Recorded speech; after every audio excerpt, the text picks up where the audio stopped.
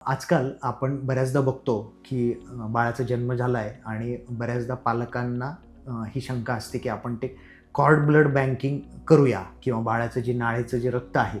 ते स्टोअर करून ठेवूया. बऱ्याच अशा कंपन्या आहेत की ज्या बँक्स आहेत की त्या हा सल्ला देतात आणि ही सेवा पुरवतात की ज्याच्यामध्ये नवीन जन्माला आलेल्या बाळाचं जे नाळेतलं रक्त आहे ते आपण जन्म झाल्या त्या नाळेतनं कलेक्ट करून त्याच्यातले काही स्टेम सेल्स काढून त्या स्टोअर करण्याची ती सुविधा पुरवतात.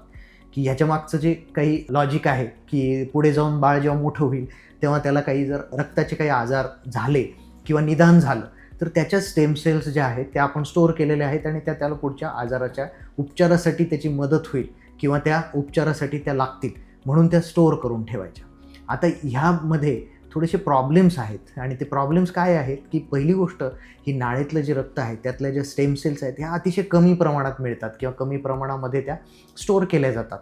दुसरी गोष्ट त्या बाळाला जे काही समजा एखादा जेनेटिक आजार झाला किंवा काही गुणसूत्रांनी ट्रान्समिट होणारा अनुवंशिकतेने ट्रान्समिट झालेला किंवा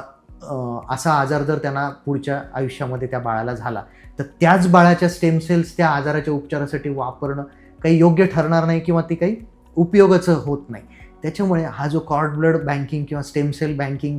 जो प्रकार आहे तो आपल्या भारतीय बालरोगतज्ञ संघटनेने सुद्धा सांगितलेलं आहे की त्याचा काही एक उपयोग नाही आहे आणि त्याच्यावर फार काही पैसे खर्च करण्याची खरं म्हणजे गरज नाही आहे आणि ते टाळलं गेलं पाहिजे आणि त्याच्याबद्दल थोडीशी जागरूकता सगळ्यांमध्ये झाली पाहिजे.